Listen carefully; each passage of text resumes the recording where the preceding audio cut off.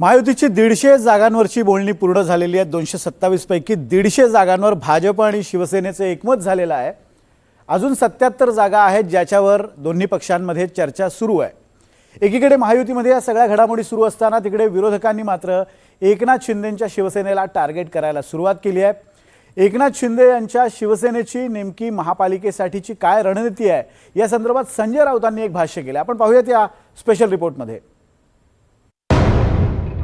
महायुतीचं ठरलं, 150 जागांवर एकमत, 77 जागांवर खलबतं।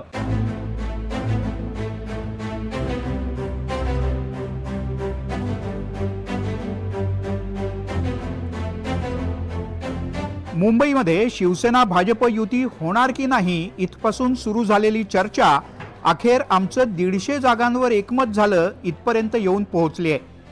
युतीसाठी दोन्ही पक्षाच्या नेत्यांची बैठकही झाली। या बैठकीत युतीबद्दल काय ठरलं त्यावर एक नजर टाकूयात। मुंबईत 150 जागांवर भाजप शिवसेनेचं एकमत झालंय। 77 जागांवर चर्चा सुरू आहे। 77 जागांबद्दल पुढच्या 2 ते 3 दिवसात चर्चा होणार आहे आणि पुढच्या काही दिवसात युतीचं अधिकृत जागा वाटप जाहीरही होईल। मुख्यमंत्री आणि उपमुख्यमंत्र्यांच्या सभा कुठे होणार यावर सुद्धा चर्चा झाल्याचं कळतं। 150 जागांवरती आमचं एकमत झालेलं आहे। उर्वरित जागांची चर्चा ही सुरू आहे। पुढच्या 2 दिवसामध्ये उर्वरित जागांवरती ही आम्ही चर्चा करू आणि या ठिकाणी युतीची घोषणा होईल। म्हणजे युती झालेलीच आहे, फक्त या संदर्भामध्ये जागांची जी चर्चा आहे ती 150 जागांच्या संदर्भामध्ये आमचं एकमत हे झालेलं आहे। आमचा क्रायटेरिया हाच आहे की ज्या पद्धतीनं मुंबईकरांना आवश्यक असलेलं चांगलं प्रशासन हे मुंबई महानगरपालिकेमध्ये देणं, त्याच्यामुळं त्यांनी जे सांगितलं की 150 ठिकाणी आमचं एकमत झालेलं आहे। 77 जागा ह्या अनरिडीत राहिलेल्या आहेत, त्याच्यावर देखील उद्या परवामध्ये चर्चा होईल। परंतु जागा किती कोण लढतं याच्यापेक्षा आम्ही महायुतीनं पुढे जातोय, म्हणजे शिवसेना, भाजप, RPI।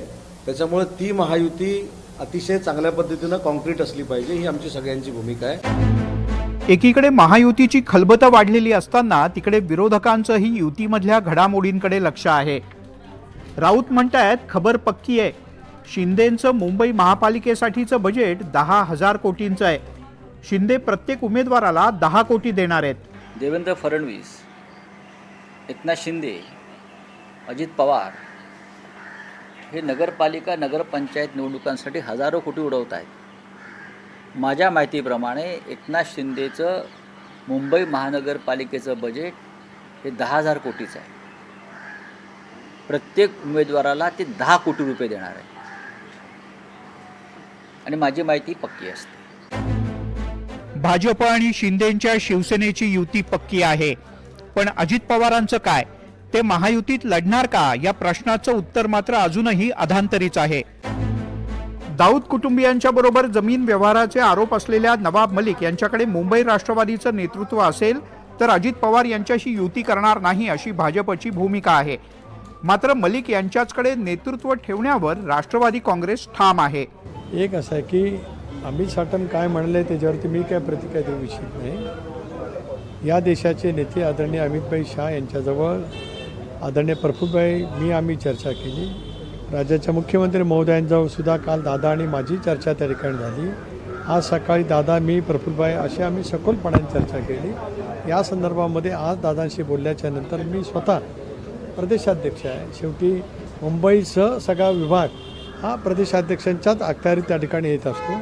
त्या दृष्टिकोनातून महायुतीतलं सामंजस्य कशा पद्धतीने टिकलं जाईल याचा प्रयत्न राहील।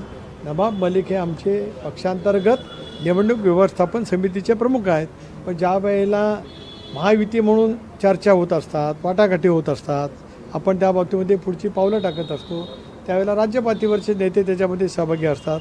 बघू या संदर्भातला निर्णय आज किंवा उद्या सकाळपर्यंत होईल। मुंबई महानगरपालिका निवडणुकांची घोषणा होताच महायुतीतल्या घडामोडींना वेग आला। शिवसेना आणि भाजप मुंबईत वेगळे लढले तर मतांमध्ये विभाजन झालं असतं। त्याचा फायदा एकत्र लढणाऱ्या उद्धव आणि राज ठाकरे यांना झाला असता। ठाकरे बंधू आणि काँग्रेस यांनी एकमेकांना छुपी मदत केली तर महायुतीची मतं धोक्यात येतील। याशिवाय मुंबई महापालिका ठाकरेंच्याकडून हिसकावून घ्यायची असेल तर संपूर्ण ताकदीनं लढणं गरजेचं आहे। शिंदेंच्या खासदारांना आणि आमदारांना नाराज करणं भाजपला या घडीला परवडणार नाही। ठाकरेंचे 60% नगरसेवक शिंदेंनी स्वतःच्या पक्षात घेतले आहेत आणि त्यांच्या ताकदीचा महायुतीला निश्चित फायदा होईल. याशिवाय सगळ्यात महत्त्वाचं म्हणजे मराठी बहुल भागासाठी एकनाथ शिंदे यांचा चेहरा भाजपसाठी फायद्याचा ठरणार आहे. या सगळ्या कारणांमुळे एक है तो सेफ है हे भाजप आणि शिवसेनेला सुद्धा कळलंय. त्यामुळेच महायुतीच्या जागा वाटपाची गाडी 150वर पोहोचली सुद्धा. Bureau report, NDTV Marathi, Mumbai.